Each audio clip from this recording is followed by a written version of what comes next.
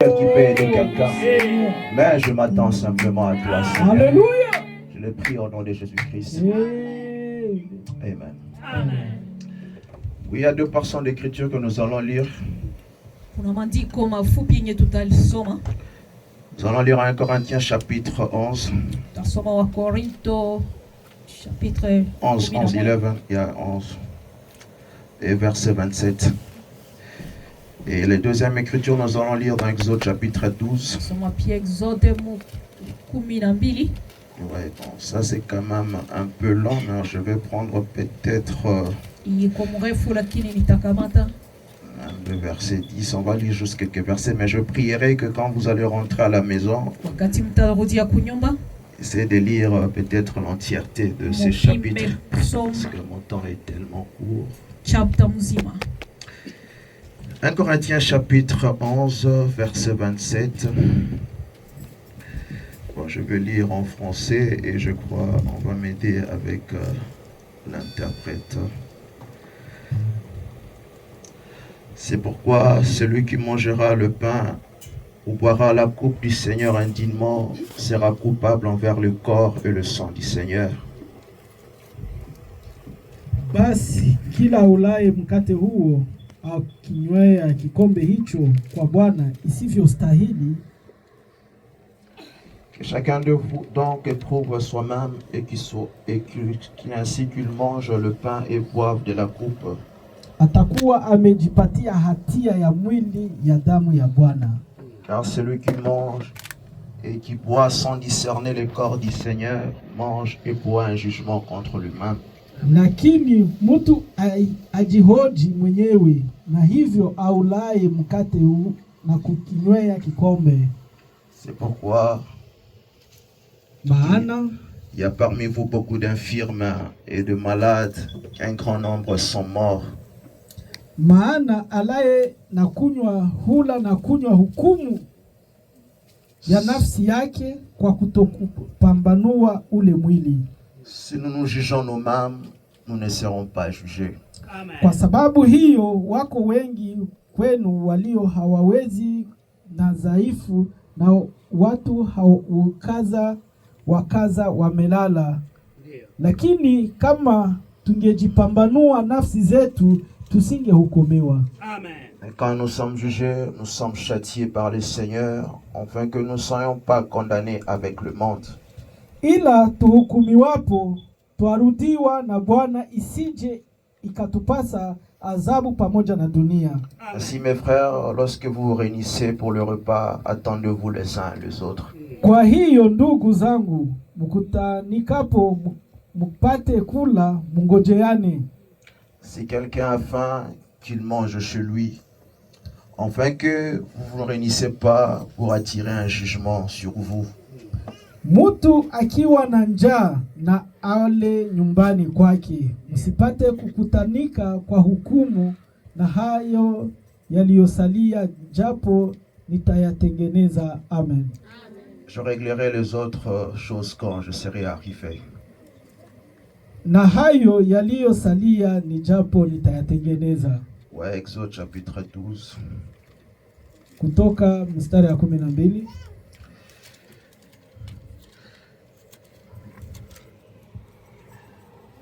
Bon, comme je le disais, c'est un très bon chapitre, mais je ne sais pas le lire tout entier. Kama vile nilisema ni maandiko mazuri, lakini sitasema yote. Vous pouvez le lire peut-être quand vous serez chez vous. Mkiwa nyumbani mnaweza endelesha. On peut prendre le verset 20. Nitachukua mstari ya 20. Peut-être jusqu'au verset 25. Mpaka 25. Vous ne mangez point le pain levé dans toutes vos demeures, mais vous mangerez de pain sans levain. Musile kitu chochote kilichochachwa, mtakula mikate isichochachwa katika makata yenu yote. Moïse appela tous les anciens d'Israël et leur dit: allez prendre le bétail pour vos familles et immoler la Pâque. Hapo ndipo Musa akawaita wazee wa Israeli na kuwaambia, nendeni mukajitwalie wana kondoo kama jamaa zenu zilivyo, mukamchinje Pasaka. Vous prendrez ensuite un bouquet d'hysope et vous le tremperez dans le sang qui sera dans le bassin, et vous toucherez le linteau et les 2 poteaux de la porte avec le sang qui sera dans le bassin. Nul de vous ne sortira de sa maison jusqu'au matin. Nanyi twaeni tawi la hisopu mukalichovye katika ile damu ilivyo bakulini, na kupiga kizingiti cha juu na milimo miwili ya mlango kwa hiyo damu iliyo katika bakuli. Tena mtu yeyote msiongoni mwenu asitoke mlangoni mwa nyumba yake hata asubuhi.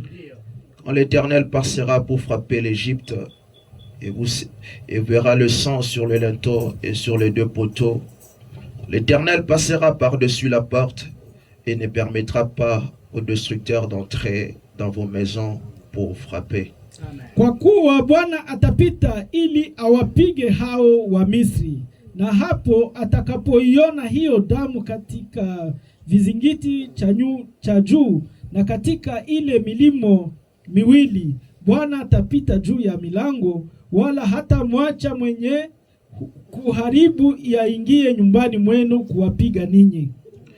Vous observerez cela comme une loi et pour vous et pour vos enfants à perpétuité. Nanyi mtalitunza jambo hili kuwa ni amri kwako na kwa wana wenu. Amen. Et quand vous serez entrés dans le pays que l'Éternel donnera selon sa promesse, vous observerez cet usage sacré.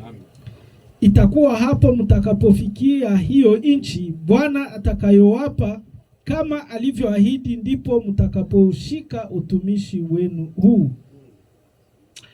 Et encore une fois de plus, on va prier. Éternel notre Père, éternel notre Dieu, voici nous avons lu ta parole.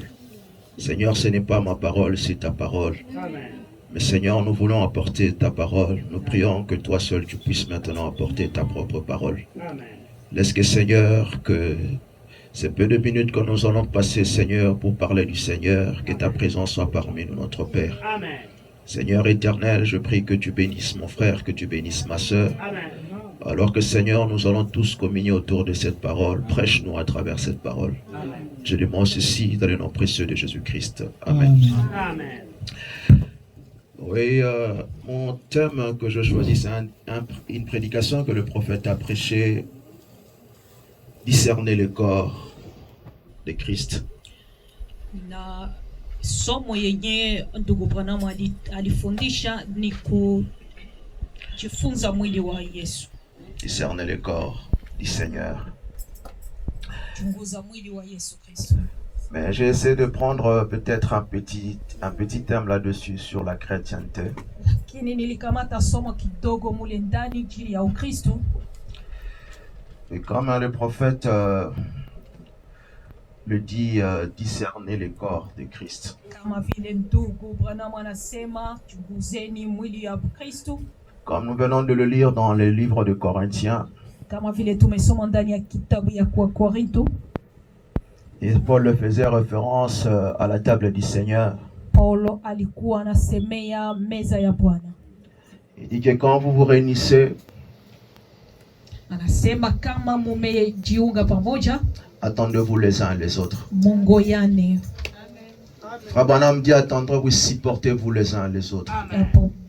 Prophète Branham anasema tu mungoyane nini kwa nini. Et Frère Branham dit que quand je lisais cette portion d'écriture, na wakati nilikuwa nasoma ineno, dit que quand vous mangez le repas du Seigneur, wakati munakula meza ya Bwana, discernez le corps du Seigneur. Chunguza mwili wa Bwana. Je sais que c'est une habitude, peut-être une coutume. Najua kama ni kazoezi que quand nous arrivons à la fin de l'année, wakati tunafika mwisho ya mwaka, oui, nous aurons une veillée, wakati tutakuwa na ile nous aurons une sainte scène. Tutakuwa na meza ya Bwana. Oui, c'est très bien. Ni mzuri sana. Frère Branham dit dans un message, je crois toujours dans le discernement de Christ. Prophète Branham anasema ndani ya somo, Il dit que dans des congrégations, dans les dominations, peut-être ils en prennent chaque réunion de culte. Anasema ndani ya makanisa kamnisa banakamataka hayo kila wakati ya kukusanyika. Oui, c'est pas aussi mal, Frère Branham le dit. Prophète anasema haiko mubaya pia. Mais nous voulons tous discerner le corps du Seigneur. Tunapaswa tuchunguze sote mwili wa Bwana. Parce que Frère Branham me dit que si nous ne discernons pas le corps du Seigneur, Ndugu Branham anasema kama tuchunguze mwili wa Bwana, il dit que c'est un crime. Inakuwa ni uwaji. Frère Branham dit que c'est un crime. Ndugu Branham anasema ni uwaji. Qui dit un crime, c'est-à-dire c'est comme si tu as tué quelqu'un. Nakasema ni uwaji manake ni kama vile umeua mtu. Donc tu as ôté la vie de quelqu'un. Umetosha maisha ya mtu. Quand tu ne discernes pas le corps du Seigneur. Wakati hauchunguze mwili wa Bwana. Peut-être tu peux avoir la compréhension que le corps du Seigneur, ça peut être le pain. On va préparer pour la Sainte Seine. Peut-être tu seras là, peut-être dans une attitude peut-être hypocrite ou peut-être réellement sainte. Et tu dis que oui, réellement, je vais prendre le repas du Seigneur. Mais j'aimerais simplement te dire une chose. Le corps du Seigneur, c'est ta soeur qui est à côté de toi. C'est ton frère qui est à côté de toi. Et tu dois les discerner comme cela. C'est vrai que quand on dit peut-être que nous serons à table, où nous allons vraiment venir, vraiment peut-être communier, prendre peut-être aussi le vin. Mais il faut te poser la question. Est-ce que je suis en bon terme avec ma soeur? Est-ce que je suis en bon terme avec mon frère? Avant d'aller plus loin pour dire, suis-je en bon terme avec Dieu? Peut-être Dieu, c'est Dieu que vous ne voyez pas. Mais j'aimerais que tu aies le discernement aujourd'hui que Dieu, c'est celui qui est à côté de toi. Dieu, c'est celle qui est à côté de toi. Mais il faut avoir ce discernement-là. Oui, c'est vrai. On peut venir à la maison du Seigneur tous les jours. On peut dire peut-être il y aura encore un jour qui viendra après.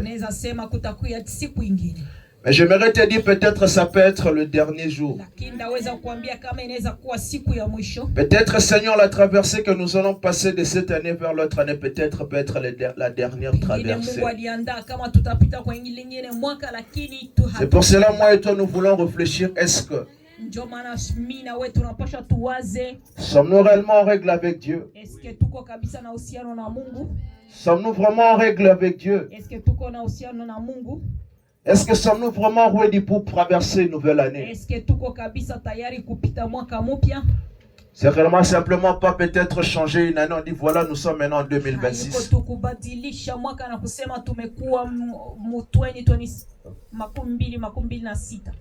Oui, c'est vrai, ça peut être tourner la page du calendrier.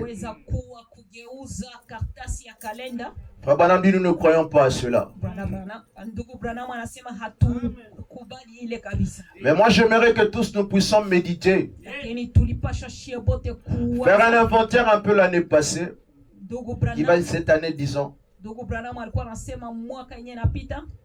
J'aimerais que nous puissions faire cet inventaire, dire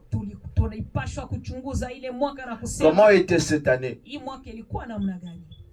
Comment avons-nous discerné le Seigneur Jésus-Christ? Comment avons-nous travaillé pour le Seigneur Jésus-Christ? Comment avons-nous vraiment traité mon frère ou traité ma soeur?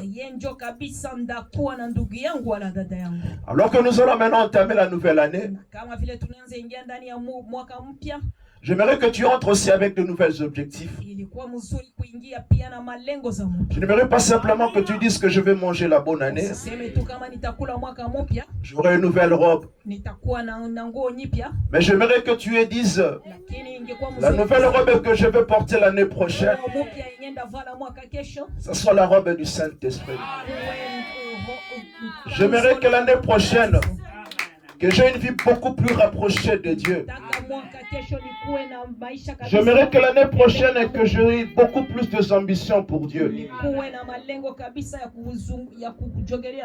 C'est comme ça que j'aimerais que cet après-midi, que nous puissions vraiment discerner sur le corps du Seigneur.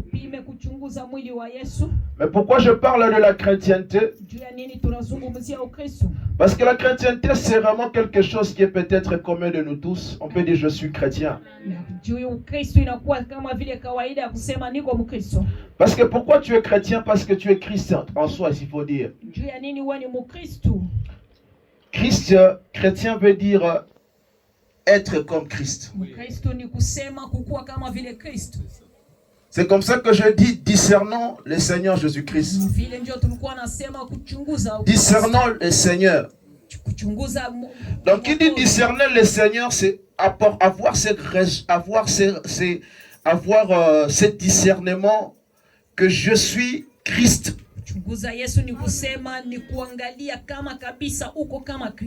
Et que ma soeur c'est Christ. Et mon frère c'est Christ. Et que moi je suis Christ. Et si on a ce discernement, je crois que les expériences que nous avons en tant que chrétiens, ce sera une expérience nouvelle. Parce que Frère Branham dit que la chrétienté c'est une expérience.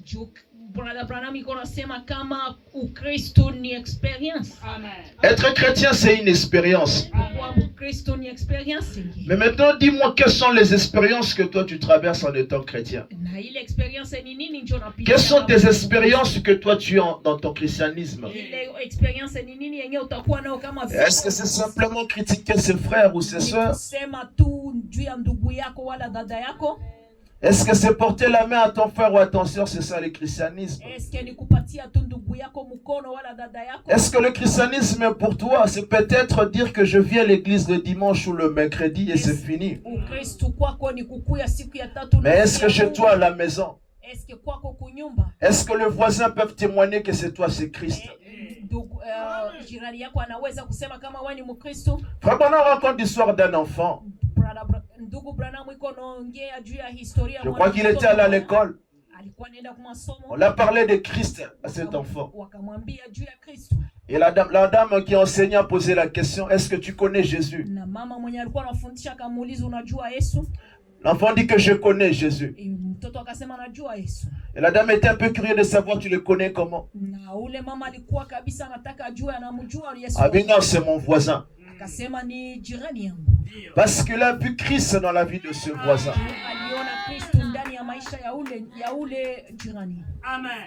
Je prie que ce matin ou cet après-midi, que ce soit aussi le même cas pour moi et pour toi. Je prie que ce soit vraiment la prière de chacun de nous. Nous allons faire cette traversée. J'aimerais que tu puisses aussi à travers cette prédication, à partir de cette exhortation, que tu repasses un peu l'inventaire de ta vie. Est-ce que tu as bien marché avec Dieu? Est-ce que tu as vraiment dit ce qui était juste? Est-ce que je n'ai dit que la vérité dans tout ce que je faisais? Dans mon lieu de travail, est-ce que j'étais un chrétien ou j'étais une chrétienne? Dans le lieu secret où toi tu étais, est-ce que tu t'es comporté vraiment comme une vraie chrétienne? Est-ce que vraiment dans le lieu secret toi tu étais? Est-ce que tu t'es comporté réellement comme un vrai chrétien? Parce que quand tu viens à la table du Seigneur, si tu ne discernes pas le corps du Seigneur, tu portes un jugement contre toi-même. C'est comme ça Paul disait que si nous nous jugeons nous-mêmes, si nous nous traitons durement nous-mêmes, nous ne serons pas jugés. J'aimerais que tu puisses vraiment repasser cela en toi-même. Et que tu dises, est-ce que réellement j'ai bien marché? Est-ce que je fais ce qui était agréable? Est-ce que je fais ce qui était vraiment très bien? Et si ce n'est pas le cas, Ne t'approche pas de la table du Seigneur. Parce que la foi Branham dit que c'est un crime que tu commets si tu ne discernes pas cela.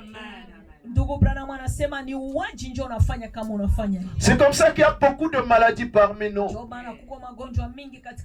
C'est parce qu'on ne discerne pas le corps du Seigneur.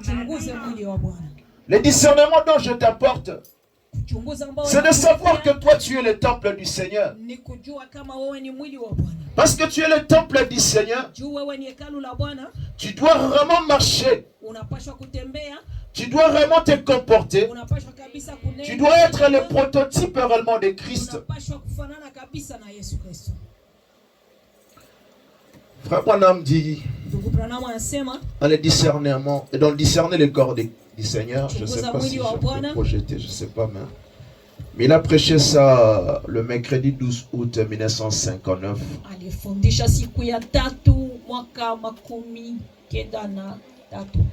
Oui, au paragraphe 20. Et nous qui nous disons chrétiens,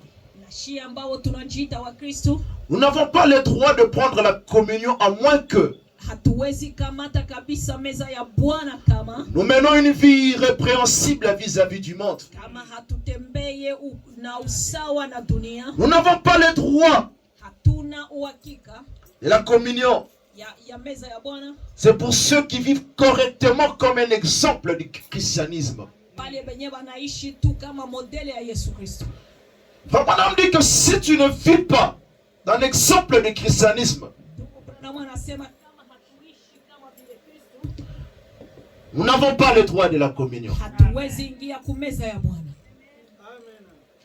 Branham dans la communion, Frère Branham dit que la communion, c'est parler en communion, c'est vraiment, c'est comme c'est discuter. C'est vraiment être en commun accord. C'est comme ça que Paul dit que attendez-vous.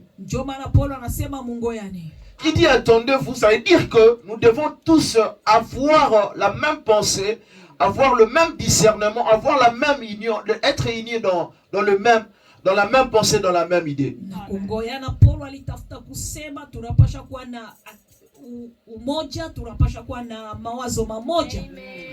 Et dans le paragraphe 27, il dit, maintenant ce qui détermine votre destination éternelle, ce n'est pas tant que nous ne voyons et ce que nous entendions.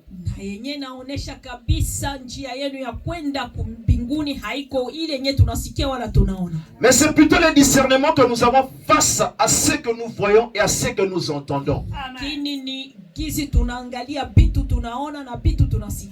Au paragraphe 28, il dit la raison pour laquelle Paul contestait avec eux, ce n'était pas parce qu'il prenait la communion.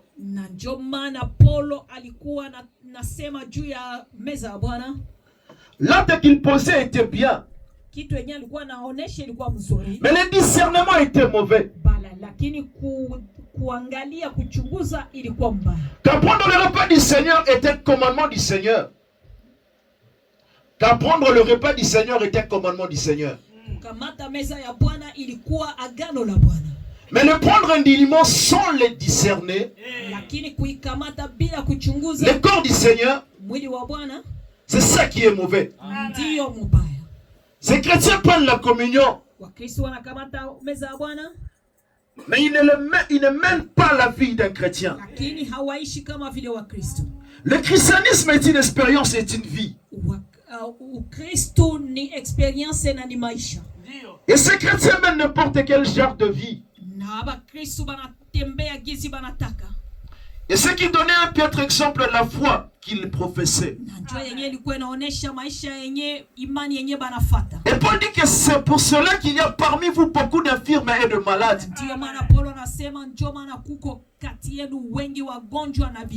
Et qu'un grand homme dorme. Ce qui signifie c'est qu'ils sont morts. Parce qu'ils n'ont pas discerné le corps du Seigneur. Et nous qui disons chrétiens, nous n'avons pas le droit à la communion à moins de mener une vie irrépréhensible contre au monde. Nous n'avons pas le droit. La communion est pour ceux qui mènent une vie droite. Ushirika ni ya wale ambao wanaishi maisha ya utakatifu. Un exemple du christianisme. Mfano wa Yesu Kristo. Je n'ai même cessé même plus encore commenter parce que j'ai déjà trop dit par rapport à ça. C'était juste pour appuyer. Donc menons simplement une vie droite et digne d'un chrétien. Donc si nous ne menons pas ce genre de vie, nous n'avons pas droit à la communion. Nous n'avons pas droit vraiment à venir à la table du Seigneur. Moi je ne suis pas un juge. Mais moi-même aussi, je suis en train aussi de venir avec crainte et peur. Est-ce que j'ai été le chrétien qu'il fallait? Est-ce que vraiment j'ai été le type du christianisme, l'exemple du christianisme en question? Partout où je suis passé, est-ce que j'ai été le vrai chrétien? Parce que si je n'ai pas été l'exemple du christianisme, je n'ai pas discerné le corps du Seigneur. Parce que je n'ai pas discerné le corps du Seigneur, venir à la communion, c'est un crime contre Dieu. Amen. C'est vrai, ça peut être petit, mais moi je prends ça gros.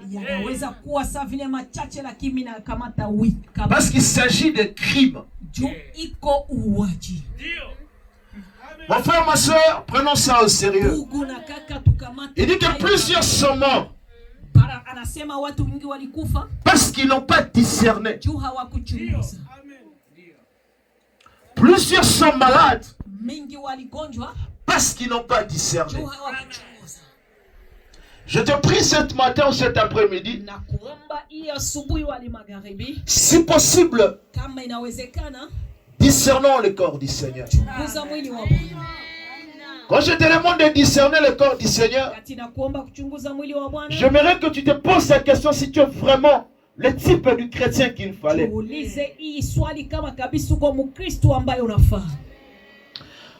Frère Branham m'a dit, je crois qu'on a déjà vu ça.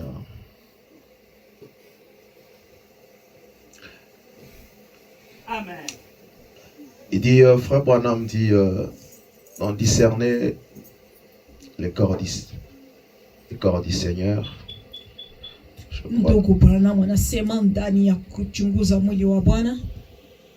Au paragraphe 29. La pire des choses qu'il y a au monde, c'est une personne qui essaie d'imiter quelque chose. Il y en a trop au monde aujourd'hui. En ce jour ici, non seulement nous faisons, nous sommes capables du même de crimes pour lesquels Paul est en train de réprimander l'église corinthienne. Nous sommes capables d'essayer de faire quelque chose que le Seigneur avait recommandé, sans discerner le corps du Seigneur. Le corps du Seigneur, ce sont les croyants. Mais aujourd'hui, nous faisons des choses sans discerner la parole de Dieu. Nous devons avoir le discernement de tout ce que nous faisons. Ça devait être mesuré avec la parole de Dieu. Tout ce que les chrétiens font et disent devait être mesuré par la parole de Dieu. La manière que tu te vêtus, la manière que tu portes tes habits, la manière que tu marches, la manière que tu parles, ça doit être mesuré par la parole de Dieu. La manière que tu communiques avec tes frères et tes soeurs, la manière que tu traites ta frère et tu traites ta soeur, ça doit être mesuré par la parole de Dieu. Est-ce que réellement que moi j'aime mon frère? Est-ce que j'aime ma soeur? Est-ce que tu l'aimes simplement parce que c'est uniforme, mais tu l'aimes du plus profond de ton cœur? C'est ça vraiment la vie chrétienne. Parce que Paul a dit que dans les actes, les chrétiens, ils rassemblaient tout ensemble. Ils vendaient leurs propriétés Ils mettaient ensemble pour aider l'autre. Pour aider l'autre, pour assister l'autre. Est-ce que réellement nous avons encore ce type de chrétiens? Ou que nous sommes capables de nous entraider mutuellement? Ou prendre tout ce que nous avons donné aussi aux autres? Parce que c'est ça le type vraiment du chrétien. Parce qu'ils avaient tout en commun.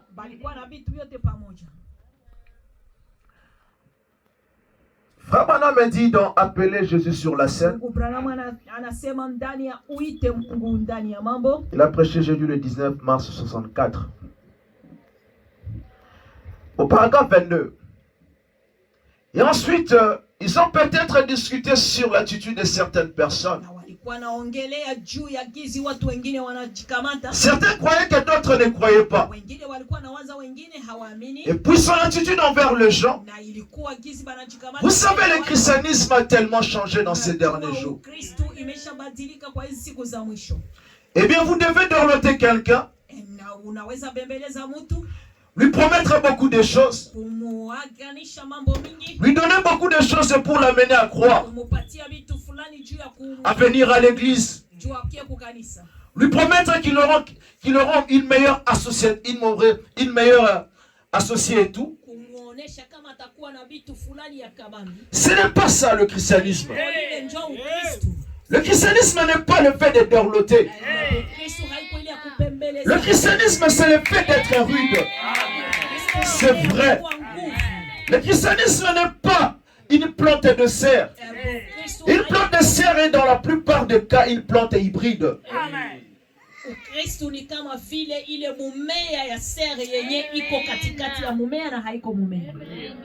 Il faut la faire passer ou vaporiser tout le temps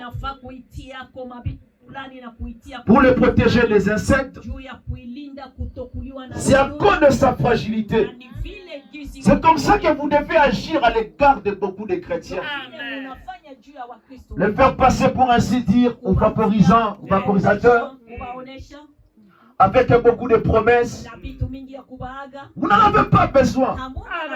Une vraie plante saine, authentique, n'a pas besoin de passer au vaporisateur. Les insectes restent loin d'elle. C'est que Fabana me fait dire. Aujourd'hui, quand on vient à la maison de Dieu, ou bien quand on se dit chrétien, il faut qu'on fasse ces promesses aux chrétiens.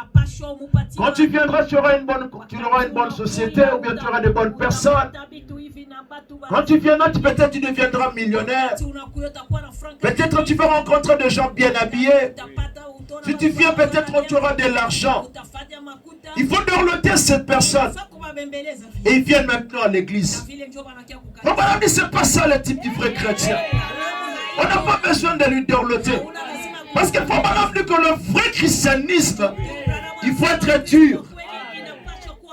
C'est aujourd'hui quand venons à la maison de Dieu, quand il y a un prédicateur qui tape sur le péché. Non, je ne reviendrai plus le dimanche prochain. Lui parlait trop sur ma vie, il parlait trop sur mon accoutrement, il parlait trop sur ma chevelure. Moi, je ne viendrai plus dans cette église. Non, tu n'as pas le chrétien dont il fallait. Le chrétien n'a pas besoin qu'on puisse lui dorloter.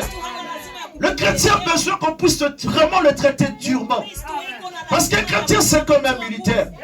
Un militaire, il traite sa vie durement. Parce qu'il est destiné à aller au combat. Tu ne peux pas aller au combat alors que tu n'as pas en toi la combativité. C'est pour cela que tu dois t'entraîner tous les jours. Comment s'entraîner tous les jours? Mais il faut traiter durement son corps. Tu as besoin d'être corrigé. C'est le but pour lequel que nous venons à la maison de Dieu. C'est la maison de correction. Vraiment, on m'a dit que la chair, c'est la croix. Et la croix a été frappée. Tu n'es pas venu ici pour qu'on puisse se dorloter. Pour le chemin du ciel est un chemin difficile. Moi, je ne crois pas que le chrétien, c'est quelqu'un qui va trouver tout qui est facile. Tout ce que les chrétiens doivent, c'est vraiment pris de difficultés. C'est pour cela qu'il a des genoux. C'est pour cela qu'il a le temps de prier. Parce que le christianisme, ce n'est pas une blague. Enfin, c'est comme nous allons au combat. Si tu n'as pas ton arme à main, et si tu n'es pas très bien entraîné, tu tomberas. Et tu vas tomber, je te l'assure. Ce n'est pas une blague, le christianisme. Ce n'est pas une blague. Ma soeur, le christianisme n'est pas une blague. Mon frère, ce n'est pas une blague. Mettez ça sérieux. Papa m'a dit que les gens qui seront le plus surpris au temps de la fin, ce n'est pas celui-là qui va au bar. Lui ne sera pas surpris. Ce n'est pas la prostituée qui sera surpris. Ce n'est pas l'impuni qui sera surpris. Mais c'est le chrétien qui sera surpris. Parce que tu as prétendu que tu étais chrétien. Tu as prétendu que tu étais une chrétienne. Mais au temps de la fin, tu seras surpris. Et que je n'étais jamais connu. Le prédicateur a prêché. Mais au temps, on a dit que non, je ne te connais pas. C'est ceux-là qui seront surpris. C'est pour cela qu'il est temps que nous venons dans la maison de Dieu. Prenons cela au sérieux. Prenons maximum de cela au sérieux. Mettons ça vraiment au sérieux. Parce qu'il s'agit de notre vie éternelle. Parce que ce que nous vivons ici, c'est ce qui sera le reflet de notre côté. Rien ne va changer. Si toi tu es critiqueur ici, ne pense pas de l'autre côté que tu auras quelque chose de parti. Non. Mais si tu es une personne sainte ici, de l'autre côté ça sera aussi. Ne pensez pas que maintenant, aujourd'hui moi je suis une autre personne quand je vais mourir. Ou bien peut-être quand... Non frère. C'est comme ça que quand nous avons le privilège de venir à la maison de Dieu. Après c'est que quelqu'un qui vous tue, qui vous traite durement. Après c'est que quelqu'un vous dit quelqu'un qui vous dise réellement quel est ton péché. Parce que votre âme a de la valeur.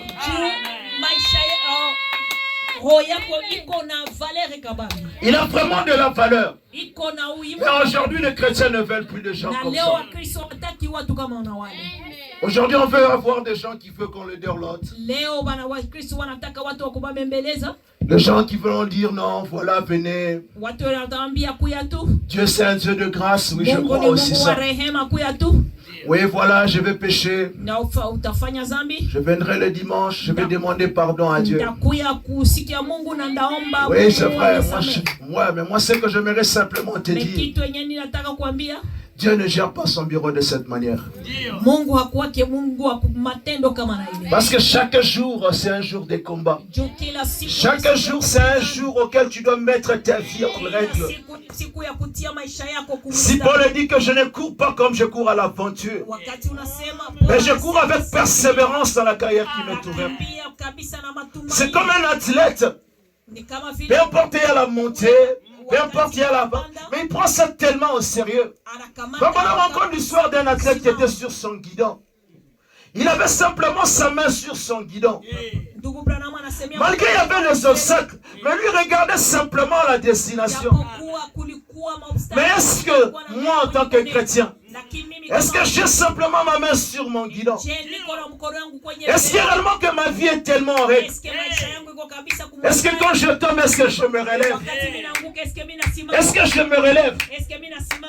Est-ce que ma vie est tellement en règle avec Dieu? Parce que maintenant nous arrivons maintenant à la fin de l'année. Je sais que vous direz que oui c'est vrai, chaque année on rencontre la même chose. Ah, les prédicateurs disent toujours la même chose. Mais moi j'aimerais que chaque année que toi tu aies aussi un goal. Que toi tu puisses aussi avoir des objectifs. Seigneur, si tu m'as encore la grâce de traverser cette année, aide-moi aussi à avoir une marche aussi beaucoup rapprochée de toi. Israël, quand nous avons lu le livre d'Exode, c'était la Pâque, c'était la traversée. Parce que c'était maintenant le temps qu'il fallait quitter l'Égypte, il fallait maintenant aller dans les pays promis. Parce que les chrétiens, nous sommes aussi dans un exode. Il fallait maintenant que nous puissions immoler l'agneau. On dit que l'agneau c'était pour chaque famille. Si la famille était moins nombreuse, il fallait appeler aussi le voisin le plus proche. C'est comme ça que je disais en préalable. Est-ce que vraiment tu seras en mesure d'appeler aussi le voisin? Parce que tu n'es même pas en bon terme avec la soeur. Et quand on immolait l'agneau, il fallait appliquer le sang. La Bible nous a dit qu'on prenait l'hysope Brahmana m'a dit que l'hysope, c'était les herbes, des arbustes qu'on pouvait retrouver partout en Égypte. C'était pas une plante assez spéciale. C'est exactement la sœur qui est à côté de toi. C'est pas une sœur spéciale, mais elle a de l'importance envers Dieu. Le frère qui est à côté de toi, il a de la valeur envers Dieu. Parce que l'hysope, c'était quelque chose qu'on trouvait ça partout. Mais Dieu a dit que c'est ça que vous allez appliquer le sang. C'est avec ça qu'on va appliquer le sang. Et le sang devait être sur le linteau. Pour mon ami, le sang, c'était le Saint-Esprit. Mais Dieu donne le Saint-Esprit à ceux qui les obéissent. Si tu n'obéis pas à Dieu, il ne faut pas prier. Il ne faut pas dire que j'ai le Saint-Esprit. Ce sont les gens qui obéissent à la parole de Dieu. Quand tu obéis à la parole de Dieu, tu as le Saint-Esprit. Et pour appliquer le sang, il fallait obéir à ça. Mais ce n'était pas des choses si grandioses. Parce que c'était, là, on dit que c'était le chevron ou l'agneau. Ce n'était pas des choses si spectaculaires. Ce n'était pas des choses si grandes. Mais simplement, il fallait le faire. Parce que nous n'avons pas traversé sans immoler l'agneau. On dit que l'agneau devait être rôti au feu. Parce qu'il sera rôti au feu. On devait aussi le manger avec des herbes de sa mère. Ils avaient déjà leurs sandales aux pieds, le bâton à la main. Parce que c'était le voyage. Je ne viens pas te dire que 2026 sera peut-être une année où tu auras des millions de dollars, où tu vas acheter des maisons. Je sais que c'est possible. Que tu vas acheter des véhicules, je sais que c'est possible.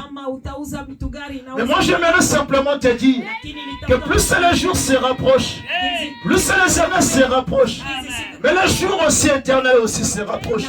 Mais est-ce que réellement, tu as exactement les sandales avec toi au pied? Est-ce que tu as le bâton pour faire la marche? Parce que c'était une marche à pied. Tu viens que pour faire la marche au pied, il faut avoir de l'équilibre quelque part. Est-ce que tu as déjà ton bâton? Parce qu'on disait que quand il immolait l'agneau, il prenait ça à la hâte. C'était pas vraiment qu'on le prenait si on était les ça se prenait parce qu'il s'agit du combat.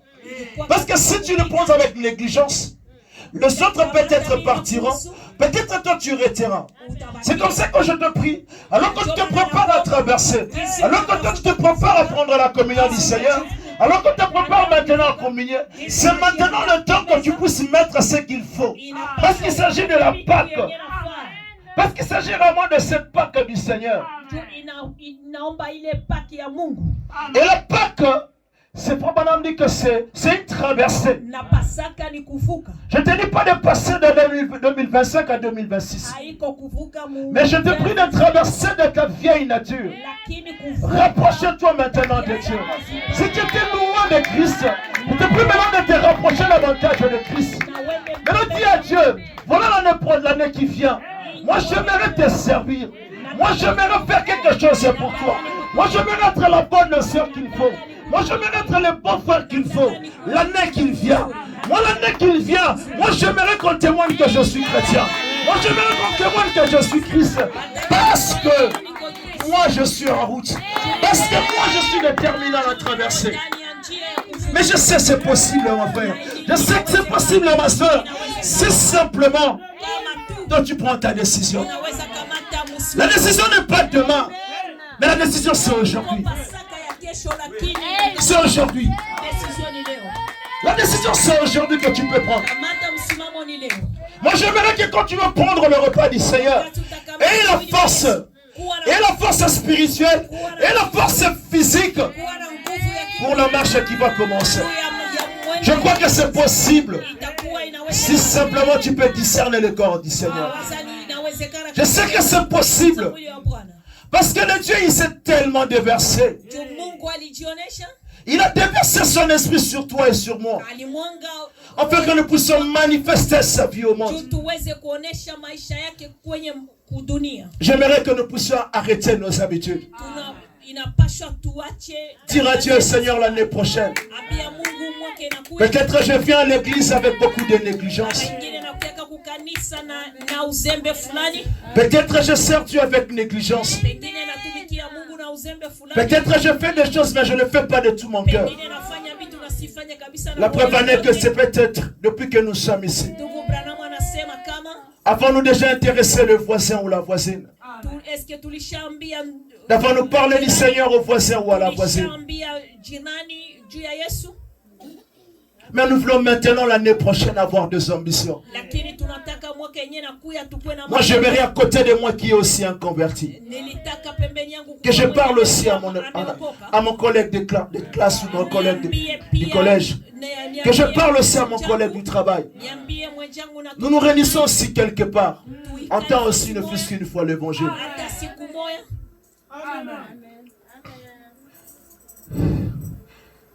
Je vais prendre Nitakamata discerner le corps du Seigneur. ndani ya kuchunguza J'ai Mungu wa beaucoup à lire, mais je pense que je n'ai pas beaucoup de temps. Mais que Dieu kuna m'aide. vitu mingi ya kusoma lakini sione kama niko na wakati ya kutosha. Discerner le corps du Seigneur, paragraphe 48. Chunguza mwili wa Bwana 48. Parfois, je me demande si nous, Américains intellectuels, nous avons assez de discernement pour discerner le bien et du mal. Sisi wa Amerika tuko na wakati kabisa ya kuchunguza uzuri na ubaya. Les tribunaux pour les enfants, particulièrement, sont la preuve que nous n'avions pas discerné le bien et du mal. Na sisi kama vile watoto kabisa hatuna preuve ya kusema tumeangalia uzuri na ubaya. Chunguza uzuri na ubaya. Pour nos enfants, ils semblent avoir une bonne réponse de psychologie. Kwa watoto De wetu psychologue, sorry. inaonekana kama wiko na jibu zote za kutoka ku psychology. Disons par exemple ceci. Tukamate kwa mfano hiyo. Si le cher petit vient vous voir son papa Kama huyu mtoto amekia ona babake, et tape du pied anapiga mgulu, et qui crie tu la tête et secoue la tête et dit analalamika na kutingiza kichwa, papa, peu importe ce que tu dis, je veux un bolide. ijapokuwa vitu yenyewe unafanya mimi nataka. Un bolide, c'est comme quelque chose de spongieux, quelque chose qui brille. Mimi nataka kitu moya yenyewe inaanga. Ça, c'est le type même de l'Amérique. Ile ni kitu yenyewe napitikana kwa Amerika. Le père lui dit, très bien mon cher petit, je veux te l'acheter. Nitakuzia nayo. Vous pourriez dire ça à ses papas. Pourquoi l'a-t-il fait? Juu anaweza fanya hiyo. Le papa dira, oh je l'aime. Juu baba anasema nampenda. Au paragraphe 50, papa dit que papa, souviens-toi qu'un de ces jours, ton cher petit grandit là, il deviendra un homme. Et s'il se mariera et fondera une famille, que Dieu vienne en aide à cette femme qui vivra avec un garçon qui a été élevé ainsi, à obtenir tout ce qu'il veut. Mais il ne sait pas discerner le bien et du mal. Ce n'est pas de l'amour. Ce n'est pas de l'amour. C'est de la pire ignorance. La Bible a raison. Ménage la verge. Biblia iko na rezo ya kusema kamata fimbo et tu gâteras ton fils. Na utachunga mtoto wako. La petite Fanny ira vers sa mère. Na mtoto atakimbia kwa mama yake. Qu'elle veut absolument aller à cette soirée-là du rock and roll. Wakati anatafuta kwenda kuangalia ile muziki ya marock. Sa mère lui dira qu'elle ne peut pas y aller. Na mama anamwambia huwezi enda. Mais oh maman, tu es cruelle envers moi. Bien sûr, vous aimez Fanny. Alors vous la laissez y aller. Elle se retournera au milieu de cette bande de voyous. Non, elle se retrouvera au milieu de cette bande de voyous. Et de toutes ces absurdités. Elle rentrera et plissera ses petites lèvres peintes. Et vous racontera ses mensonges. Il n'y a pas de mal à ça. Que Dieu ait pitié de l'homme qui prendra quelque chose comme ça comme épouse. Discernez le bien du mal. nous n'arriverons pas à discerner le nôtre. Hatutafika kuchunguza uzuri na ubaya. Au paragraphe 52 dit, je me demande parfois si nous sommes capables de discerner le bien et du mal. Najiuliza kama kabisa tuko capable ya kuangalia uzuri na ubaya. En ce qui concerne notre propre corps, Yenye inafatana na mili zetu. surtout le corps du Seigneur. Sana sana mwili wa Bwana. Nous ne discernons pas le bien du mal Hatuchunguze uzuri na ubaya. pour ce qui est de notre propre corps. Mwili yetu vinapsi. Jour après jour, semaine après semaine, mois après mois, année après année. Siku kwa siku, juma kwa juma, mwaka kwa mwaka. Le scientifique travaille pour le laboratoire et publie sur le texte et tous ceux qui font de publicité pour les gens, mettre les gens en garde. Science inatumika juu ya vitu fulani na fulani juu ya kuambia batu mufanye angalisho. Le cancer par la cartouche des cigarettes. Na cancer inakuya na vitu ya kuvuta. Des hommes de plus de 270 ans et 10 000 Américains, dont 270 000 Américains mourront de cette année. Des hommes de plus de 270 000. Mingi wa Amerika wanakufa kabisa. Parce qu'ils ont fumé de la cigarette. Et vous continuez de fumer. Et vous pouvez même pas discerner votre propre corps. Encore moins de discerner le Saint-Esprit. Le corps du Seigneur. Par là, Frère Branham est en train de dire, c'est la manière que nous sommes en train de gâter nos enfants. Frère Branham dit, c'est le type de l'Amérique. Tout ce que l'enfant demande, c'est ce que nous donnons. Ce que les jeunes hommes demandent, c'est ce que tu donnes. Ce que les jeunes filles demandent, c'est ce que tu donnes. Mais Frère Branham dit que malheur à l'homme qui épousera cette fille-là.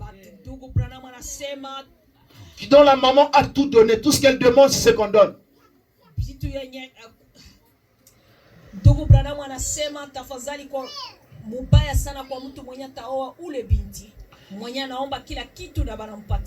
C'est le même aussi, Frère Branham dit de ce garçon qui a grandi à côté d'un papa qui donnait tout ce qu'il voulait.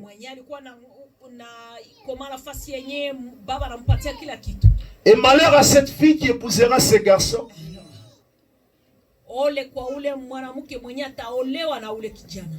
Parce qu'il a tout reçu de ce que son père lui demandait, ce qu'il demandait de son père. Parce qu'il n'a pas discerné le bien et le mal. Voilà ce que j'aimerais dire cet après-midi. Alors que nous sommes en train de discerner le corps du Seigneur, j'aimerais aussi que nous puissions discerner le bien et le mal. Ayons maintenant aussi ce genre de jugement.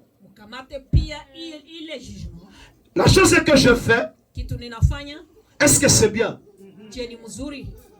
Le chemin que je prends, est-ce que ce chemin est bon? Est-ce que ce que je fais comme acte, c'est qui est bon? La chose que je donne à mon fils, est-ce que ces choses l'aidera? La chose que je donne à ma fille, est-ce que cela l'aidera? Parce que tu es en train de gâter ton garçon, tu gâtes la fille. Parce qu'il n'a pas le discernement du bien et du mal. Et toi le papa, tu n'as pas aidé à sanctionner cela. Et toi la maman, tu n'as pas aussi aidé à sanctionner cela. Et voilà maintenant dans le futur, la fille épousera le garçon qui a été gâté. Et le garçon épousera la fille qui a été gâtée. Pourquoi ils n'ont pas le discernement du bien et du mal? Et demain, qu'est-ce qu'on va produire comme église? Demain, qu'est-ce qu'on produira comme dans la société? Les gens qui n'ont pas le discernement du bien et du mal. Ma prière en cet après-midi, c'est que toi tu aies le discernement du bien et du mal. Parce que tu sais ce que tu fais est mal, tu le sais. Tu sais ce que tu es en train de poser comme acte, c'est mal. Mais je prie que maintenant que tu aies le discernement. Ce que je demande à mon papa ou à maman, je sais que c'est mal. J'aimerais maintenant que tu aies le discernement et dire que maintenant, Moi, j'aimerais prendre du côté de ce qui est bien, parce que tu as le discernement. Parce que tu sais ce que tu es en train de poser, tu le sais. Je sais, tu le sais bien que l'acte que tu poses. Parce que l'année qui va devoir commencer, l'année prochaine, ma prière pour moi et pour toi, et que l'année prochaine, que moi je sois du côté du bien. Parce que j'ai le discernement. Parce que je sais qu'est-ce qui est le bien, je sais qu'est-ce qui est le mal. Parce que je sais maintenant discerner le corps du Christ. Parce que je sais maintenant le discernement du corps de Christ. C'est maintenant le corps assemblé. C'est ma soeur, c'est mon frère. Parce que je sais maintenant le discernement de Christ, que je sais que je crois maintenant à chaque parole de Dieu. Et cela fera de moi le bon chrétien, la bonne chrétienne. Ça ne sert à rien des années et des années. Mais si tu ne fais pas de progrès avec Dieu, mais si tu as maintenant une ambition pour l'année prochaine, moi je vais te demander un exercice. Ne passe pas l'année prochaine sans avoir reçu le Saint-Esprit. Ça veut dire que la promesse c'est pour vous et pour vos enfants. Pour ceux qui sont aussi loin, à ceux que l'Éternel les appellera. C'est quelque chose que tu as promis. Et la promesse c'est pour toi. Parce que le Saint-Esprit en toi t'aidera à dire ce qui est bien. Te conduira à faire ce qui est bien. Je ne dis pas que tu seras une personne parfaite. Mais je sais que tu seras une personne qui se répandra.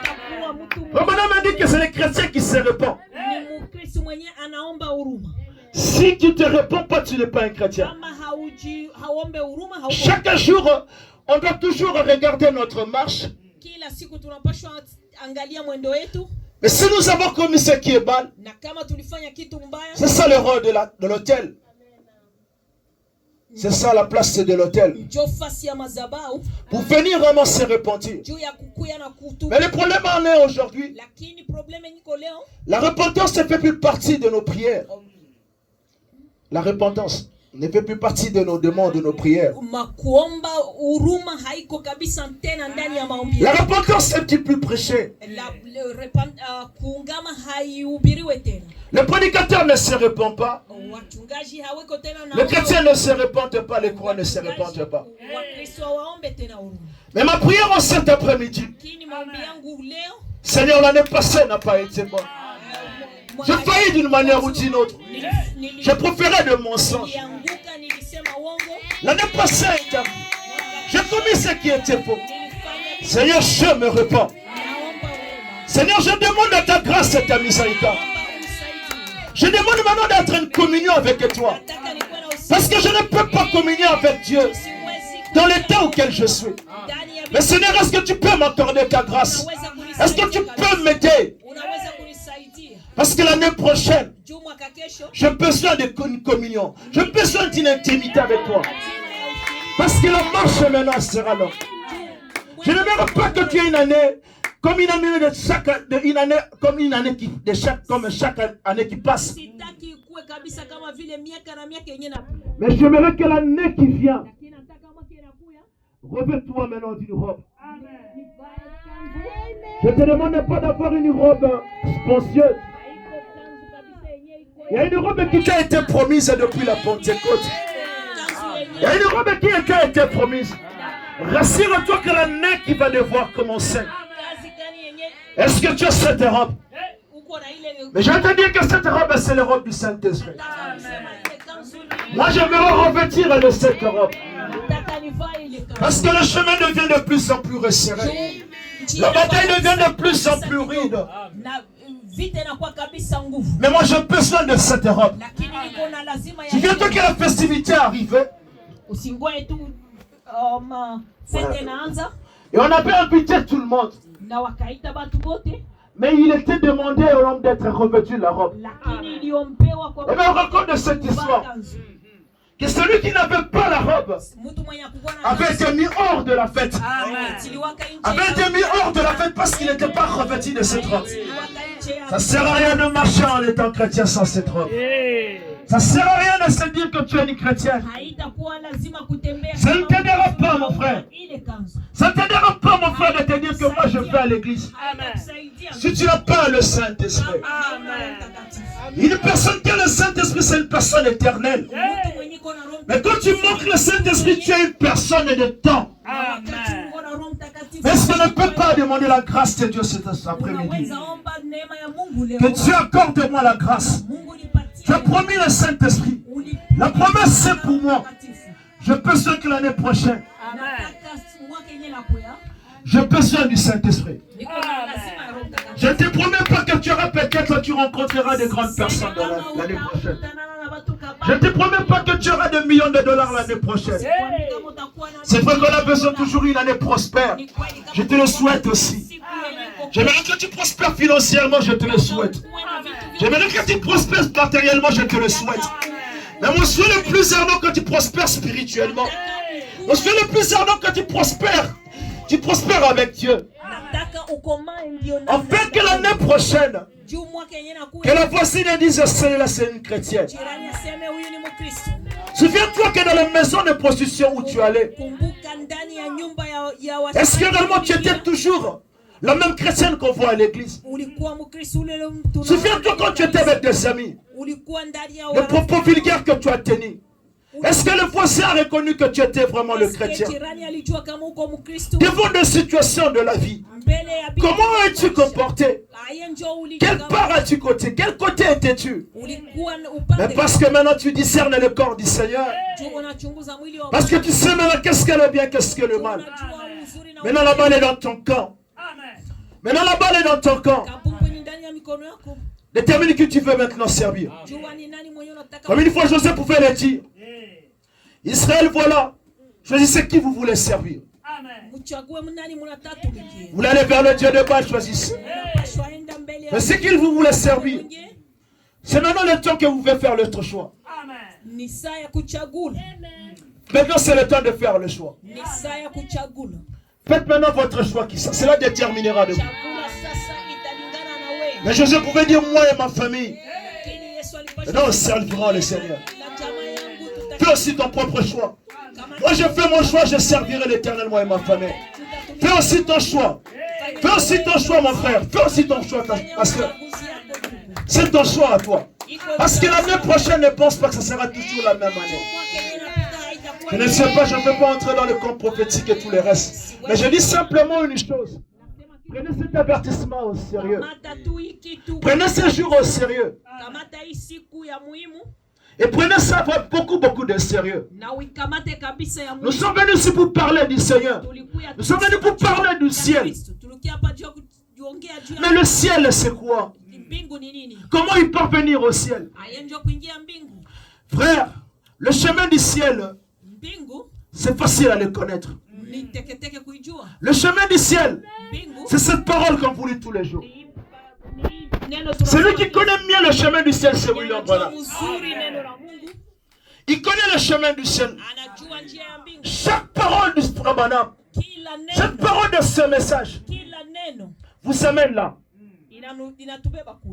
Mais si réellement nous avons le discernement de la parole de Dieu, mais toi sûr réellement que tu es sur ce bon chemin. Mais si réellement tu n'es pas sur le bon chemin, et que tu mets en doute les paroles qui sont prêchées, toi tu ne pratiques pas la parole de Dieu, tu ne vis pas la parole de Dieu, sache que tu t'éloignes encore davantage de la parole de Dieu. Tu viendras à la maison de Dieu, tu feras ta religion. Tu feras ta religion. Et moi, je n'aimerais pas que tu fasses des sacrifices énormes. Souviens-toi que tu peux faire 5 ou 6 heures chaque jour. En ce moment que tu as, il y a des gens peut-être qui gagnent de l'argent. Ils sont peut-être au travail. Peut-être les autres sont dans les divertissements quelque part. Mais pourquoi tu viens perdre ton temps? Si tu ne peux pas avoir des ambitions pour Dieu. Si tu ne peux pas te dire que non, moi, je décide. Moi je décide d'être la servante de l'Éternel. Moi je décide d'être le serviteur de l'Éternel. Oui, je vais vous dire une chose, je vais vous dire une chose. La vie chrétienne c'est la meilleure vie qui existe. Maisha ya Kikristo ni maisha mzuri yenye inastahili. Peut-être c'est vrai, il y a beaucoup de bons combats comme on le dit. Ni kweli kunayo mapinganizi mingi kisi wanasema. Il y a beaucoup de épreuves. Kuko majaribu mingi. Mais Dieu a promis qu'il donnera la victoire à ces épreuves. Tu as promis qu'il nous assistera à cela. Mais il n'y a pas une meilleure vie que celle-là. Il n'y a pas une meilleure vie que cela. Ça ne sert à rien de cacher ton identité. Ça ne sert à rien de la cacher. Parce que toi, tu es le fils du roi. Parce que tu es un fils du roi, tu as un accoutrement différent. Vous savez, aujourd'hui, si vous devenez peut-être le fils ou la fille du président de la République, tes fréquentations changeront. Des fréquentations changeront. Ta manière de parler peut-être changera. Peut-être quand tu marcheras, tu dois être accompagné peut-être des gardes-corps. Parce que tu es un fils d'un président. Parce que tu es la fille du président. Tu ne fréquenteras plus la même école. Parce que tu es la fille du roi. Mais j'aimerais que je vais te rassurer une chose. Mais si tu es la fille du roi, tu es le fils du roi. Parce que tu es un chrétien. Donc ça veut dire que parce que tu es un fils de Dieu, tu es un drôle d'oiseau. Peu importe, on peut te dire que mais toi tu parles comme ça parce que toi tu non parce que toi tu es un homme mis à part. Mais j'aimerais que ça soit tes ambitions l'année qui vient. Parce que tu es dans une traversée. Parce que maintenant tu vas devoir maintenant mettre tes pas sur la marche. Pour aller maintenant dans l'exode. Pour aller dans le pays promis. Mais quand tu marches, tu dois mettre en tête ton identité. Parce que si tu n'as pas ton identité, tu vas continuer à t'égarer. Papa m'a dit dans la voie à laquelle tu as pourvu, qu'il a prêché à Los Angeles en Californie, le 15 avril 59, paragraphe 37.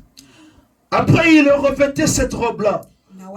Ensuite, il entrait et ils étaient accueillis sur ces lieux. Ils pouvaient entrer et prendre part à ces soupers de noces. Jésus alors dit en ces jours-là, en ces lieux-là, Jésus alors dit, quand ces lieux-là, là il a trouvé un homme assis là, qui n'était pas revêtu de robe. Comment est-il entré? C'était là la question. Il y avait là qui n'était pas en robe. Maintenant rappelez-vous, il a dit dans plusieurs passages quand il arrivait là, il a parlé une fois que la pluie qui tombe sur les justes et sur les injustes. Il a parlé une fois que du blé dans le champ est de l'ivraie. Et que tous son peuple pousser ensemble.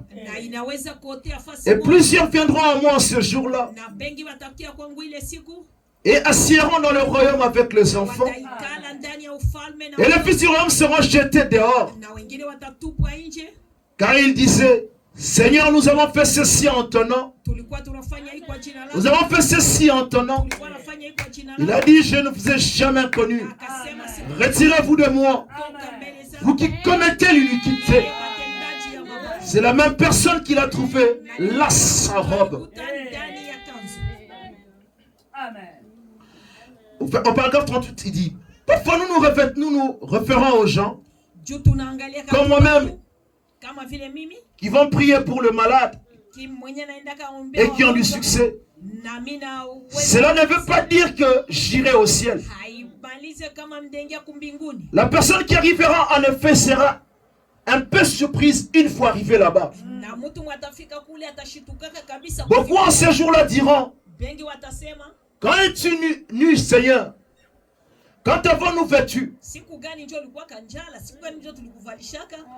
Quand avais-tu faim, t'avons-nous nourri?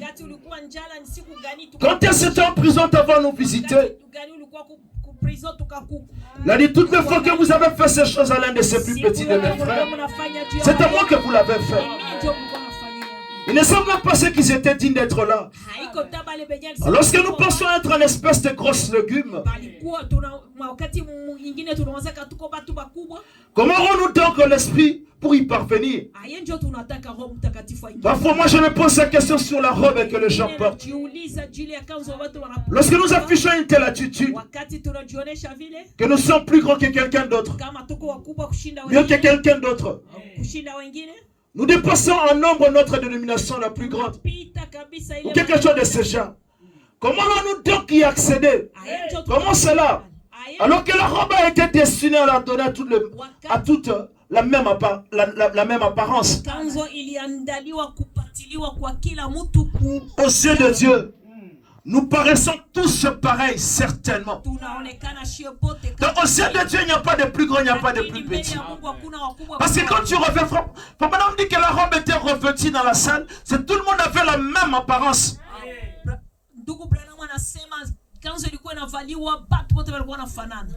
Donc ça veut dire que quand nous avons l'Esprit de Dieu à nous, nous avons tous la même apparence.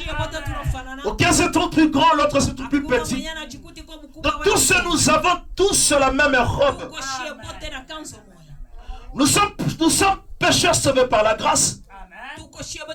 Nous devons reconnaître cela de plus en plus.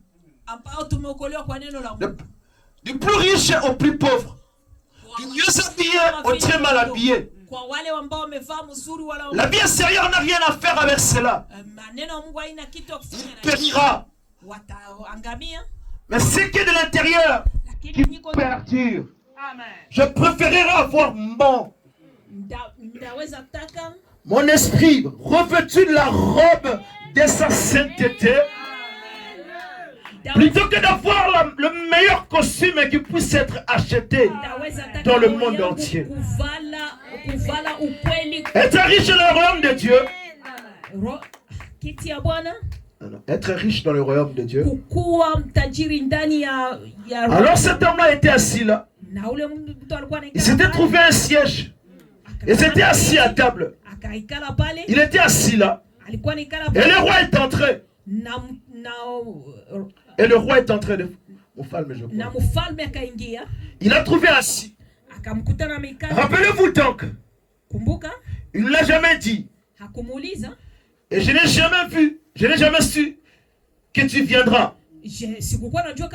Ou quelque chose comme cela. Mais il a dit, ami, il ne l'a pas réprimandé d'être venu. Il n'a pas dit bientôt, tu ne devais jamais venir.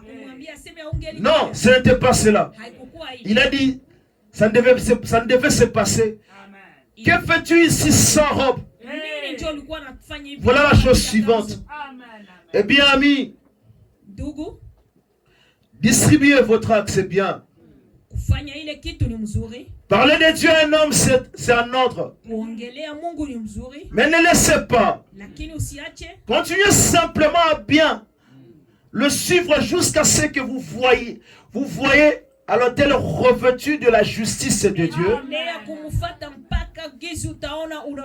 Dans la justice du Saint-Esprit. Jusqu'à ce qu'il soit rempli du Saint-Esprit.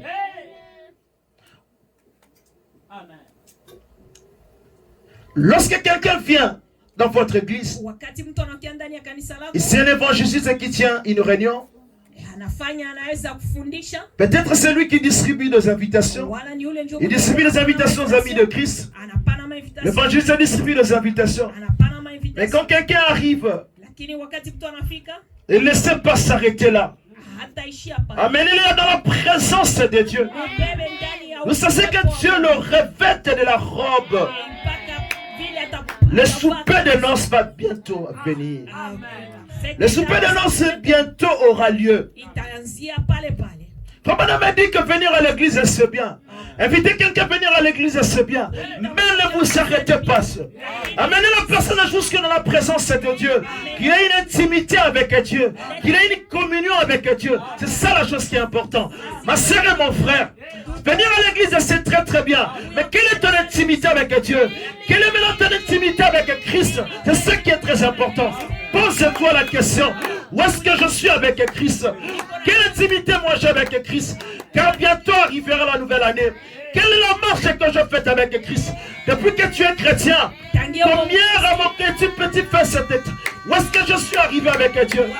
Quelle marche je fais avec Dieu? C'est très bien de chanter, c'est très bien de mettre le cœur, ça c'est très bien. Mais le plus important, revêt-toi de sa robe. Revêt-toi de sa robe. Moi je prie que quand tu viendras à la table du Seigneur, et la robe, et on tous la même apparence, parce que nous sommes à la table du Seigneur, et la même apparence, revêt-toi de cette robe. Je prie que cela se passe avant de Jésus-Christ, car le temps est maintenant plus proche. Revêtons-nous de cette robe. Je prie que cela se soit encore. Je prie que cela soit encore.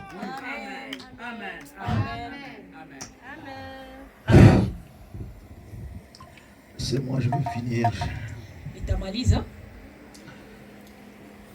Je vais essayer de prendre la deuxième partie. Bon, là, il parlait où on a lu dans Exode.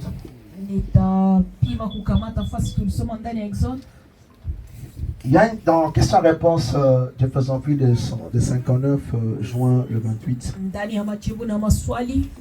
La question 78. Il y a un frère ou une sœur a posé une question. Pouvez-vous trouver un passage où les apôtres prient la communion après la Pentecôte? Où les apôtres ont pris la communion après la Pentecôte. Paul voulait-il dire que les gens ne discernaient pas la parole? Paul voulait-il dire que les gens ne discernaient pas la parole?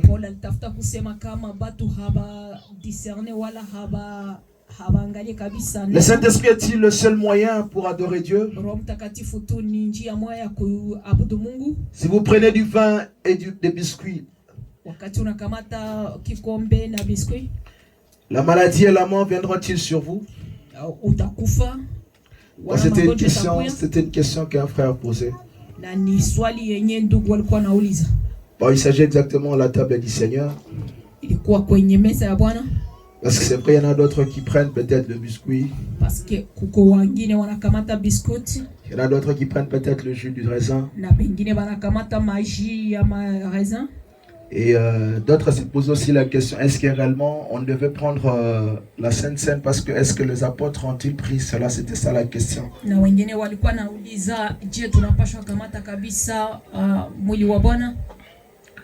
Et Frère Branham qui répond. Eh bien voici peut-être un point au sujet duquel je pense c'est bien-aimé qui a posé cette question et sans doute profondément sincère.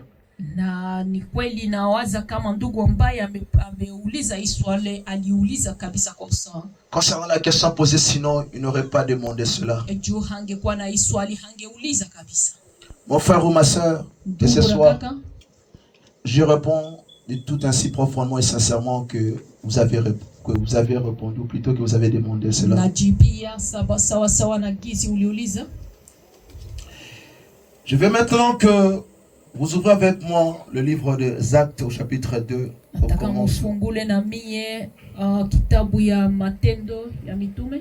Au verset 42.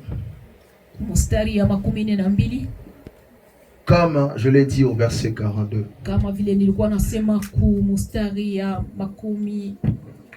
Oui, vous allez le lire peut-être quand vous serez à la maison.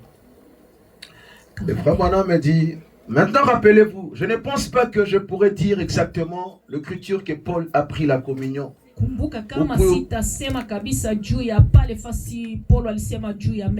Ou Pierre l'a prise ou l'a mangée. Mais quand on parle de l'assemblée, c'était dans l'ensemble de tous les mondes. Je ne crois que pas Paul ait prêché quelque chose et demandé aux autres de faire ce qu'il n'aurait pas fait. Ainsi dans les actes, nous le voyons ainsi. Il persévérait dans l'enseignement des apôtres, la communion fraternelle, persévérait toute l'église, les corps. Il persévérait dans l'enseignement des apôtres, dans la communion fraternelle, dans la communion fraternelle, dans la faction de pain. na ndani ya kuchangia mkate, C'est ça la communion. na ni ile ndio umoja, Dans le prière. ushirika ndani ya maombi. Je vais un peu aller plus bas pour gagner. C'était ça l'enseignement des apôtres de l'église primitive. Ile ndio mafundisho ya bale ba disciple ya Je zamani. veux qu'à chaque fois à chaque fois qu'ils se réunissaient, Wakati yote ambao walikuwa nakusanyika, ils prenaient la communion. walikuwa nakamata meza Chaque fois. kila wakati. Je sais que vous, les chrétiens qui fréquentez l'église chrétienne, Ni kweli najua kama nyinyi wa Kristo ambao mnaingia ndani ya kanisa la l'église Kikristo, carmélite comme nous le savons, l'église carmélite, kanisa ya Kiambelite kama vile tunajua, parce qu'il y en a deux, une église de Christ et une autre église carmélite. kuna kanisa ya Kikristo na kanisa ya Kiambelite. Nous prenons chaque dimanche matin. Tunakamata kila siku ya Mungu asubuhi. Nous avons des écritures là-dessus. Tunayo maandiko ndani ya ile. Vous avez une meilleure écriture que le Branham Tabernacle là-dessus. Muko na maandiko mazuri kushinda Branham Tabernacle. Le Branham Tabernacle prend cela une fois le mois. Branham Tabernacle inakamata limbo ya kwa mwezi. Selon l'écriture, c'est toutes les fois que vous vous réunissez. C'est vrai. Sawa sawa na gizi munakutana. Il était chaque jour tous ensemble assidus au temple. Walikuwa kila siku. Ils rompaient le pain tous dans le mat. Ils rompaient le pain dans le maison. Ils prenaient leur nourriture avec joie et simplicité de cœur. Maintenant, Paul dans 1 Corinthiens, nous pouvons le lire aussi. Nous nous référons dans la communion, pour la communion. Je vais le lire pour que cela puisse aider. 1 Corinthiens chapitre 11. Écoutez donc Paul au verset 23. Car j'ai reçu du Seigneur ce que je vous ai enseigné. C'est que le Seigneur Jésus, dans la nuit où il fut livré, prit du pain, et après avoir rendu grâce, il le rompit et dit: prenez, mangez ceci et mon corps. Il rompit, et ceci en mémoire de moi. Et même après avoir soupé, il prit la coupe. Cette coupe est la nouvelle alliance de mon sang. Faites ceci en mémoire de moi toutefois que vous en boirez. Car toutefois que vous mangez ce pain et vous buvez ces coupes, vous annoncez la mort du Seigneur. Juste à ce qu'il revienne. C'est la communion. Je prends bien ceci. Je suis tout à fait d'accord que le corps du Seigneur, la parole vivante, c'est Christ lui-même. Ce sont des symboles tout. Tout comme le baptême, le lavage de pieds et autres ordonnances de l'église. Mais la communion est absolument fondamentale à cause du pain. Le pain et le vin. C'est pourquoi celui qui mange le pain boira la coupe du Seigneur indignement.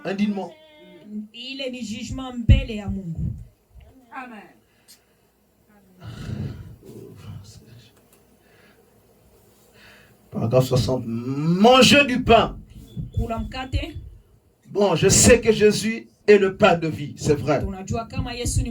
Mais ceci est un symbole au même titre que le baptême. Le baptême ne vous sauve pas. Le baptême n'est qu'un signe par lequel vous témoignez à l'assemblée que vous croyez dans la mort, l'ensevelissement et la résurrection de Jésus-Christ. Cela ne vous sauve pas. L'eau ne vous sauve pas. C'est votre foi qui vous sauve. Mais le baptême est un commandement. Il doit être exécuté. Parce que Dieu ne peut pas vous dire d'être baptisé. Ensuite se retourner pour dire que ce n'était pas nécessaire de le faire. Il ne peut pas proclamer ce qu'il faut prendre la communion et puis se retourner dire que ce n'était pas nécessaire d'en prendre.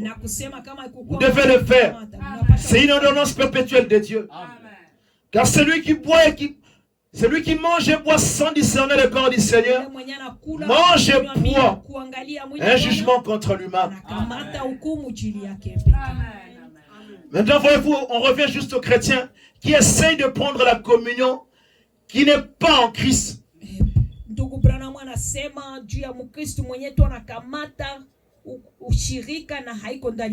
Qui ne communie pas dans l'esprit. Qui n'est pas digne de la prendre.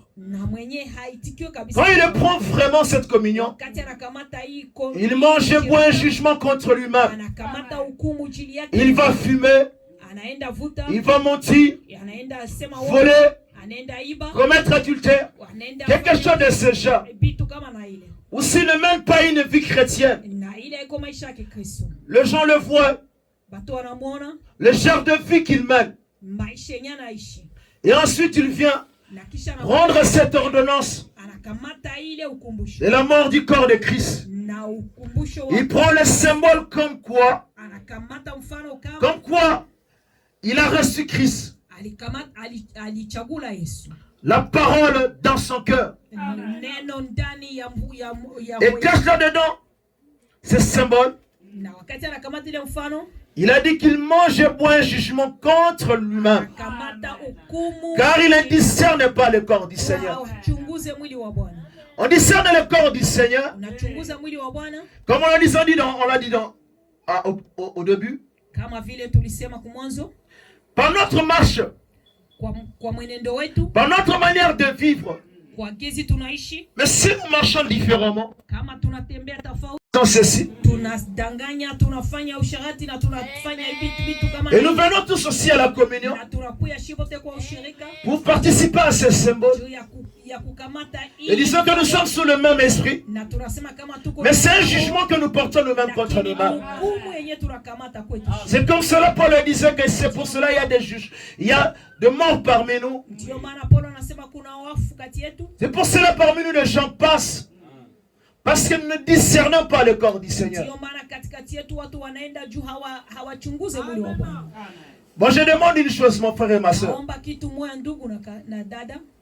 Alors que nous allons communier les jours qui viennent, j'aimerais que toi tu aies le discernement de ce corps de Christ. Alors que tu auras peut-être la semaine qui viendra,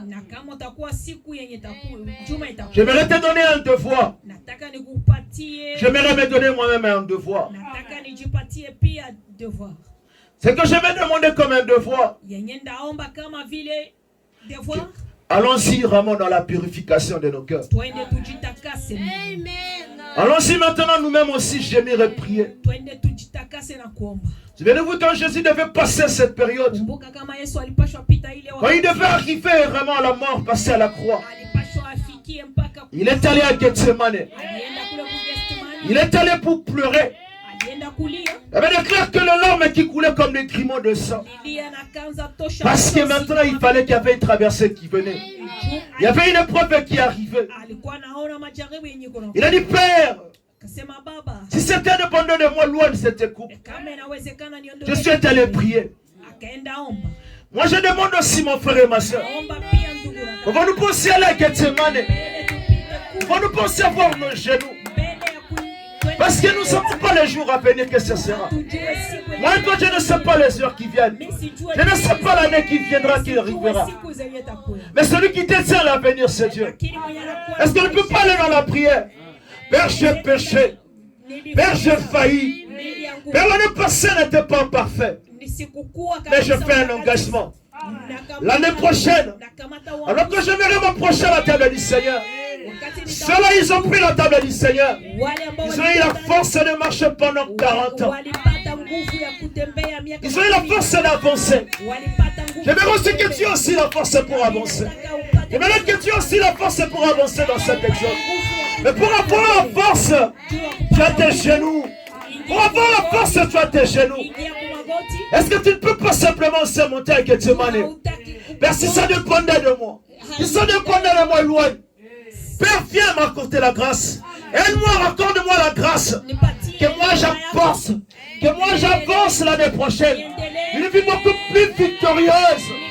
Une vie de victoire en victoire. Voilà la maladie qui dérange les années et les années. Mais est-ce que tu traverseras l'année toujours avec la maladie? Et pourtant le Jéhovah Jireh, il est là. Le Jéhovah Rapha est là. Mais les mêmes problèmes qui te dérangent, est-ce que tu traverseras aussi l'année? Alors que toi tu viens à la table du Seigneur, mais c'est pour avoir le courage d'avancer. Continueras toujours avec la même épreuve, avec le même problème. Non. Moi j'aimerais que l'année prochaine, parce que nous sommes passés à Gethsemane, parce que j'ai fléchi mes genoux à Dieu, parce que j'ai pleuré. L'année prochaine, moi j'aimerais me retrouver victorieuse. Je te dis une chose qui est vraie. Si tu marches beaucoup plus rapproché de Dieu, ça sera une vie victorieuse. Ça sera une vie de gloire en gloire. Tu marcheras de gloire en gloire. Peut-être que tu n'auras pas de millions de dollars. Mais je te dis une chose. Que tout ce que tu as, tout ce que tu demanderas, tout ce que tu voudras, les portes te seront ouvertes. Peut-être que tu n'auras pas tout ce que le monde ne peut te donner. Mais tu auras la joie que le monde ne peut pas. Tu auras la force que le monde ne peut pas te donner. Parce que je sais une chose. Parce que tu as dit à Dieu, aide-moi pour l'année prochaine. Moi j'ai demandé à Dieu qu'il m'accorde la grâce, qu'il m'accorde la force, qu'il m'accorde cette robe. Dans l'année prochaine, je sais que ça sera possible. Je sais que ça sera possible. Parce que qu'est-ce qui est possible? Qu'est-ce qui est possible à Dieu? Qu'est-ce que Dieu ne peut pas faire? Il peut tout faire. Ça dépend simplement de toi. Ça dépend de ton attitude. Ça dépend de ton attitude. Mais je prie une chose. Parce que tu as discerné le corps du Seigneur. Parce que tu t'es repenti. Moi je prie que le bon Dieu, le Dieu te rencontre. Que le bon Dieu te suive. Que le bon Dieu entre dans ta bataille. Voilà, je me suis battu. Je me suis battu. Et j'ai perdu la force. Mais je prie que le grand guerrier, je prie que le grand capitaine, alors que je suis allé à la bataille ce jour-là, le soleil s'est couché. Alors que la couleur s'est couchée. Alors qu'il avait combattre Amalek. Oh, ma soeur, je prie que tu fasses quelque chose. Et je crois qu'il le fera pour toi. Alors peut-être le soleil se couche. Tu as perdu tous les espoirs possibles. Et je prie que le capitaine en chef, alors que je suis rencontré le capitaine en chef, viens-tu pour nous contre nous? Et je suis le chef de l'homme céleste. Moi je viens combattre pour toi. Et je prie que parce que tu as dit, moi je vais la communier avec Dieu. Parce que moi j'ai discerné le corps du Seigneur. Je prie que l'année prochaine, et que le capitaine en chef te rencontre sur ton chemin. Et qu'il te dise, ma soeur, continue à avancer. Laisse que ce soit le cas, que le soleil s'arrête, et que la situation s'arrête, que la maladie s'arrête, que le tourment s'arrête.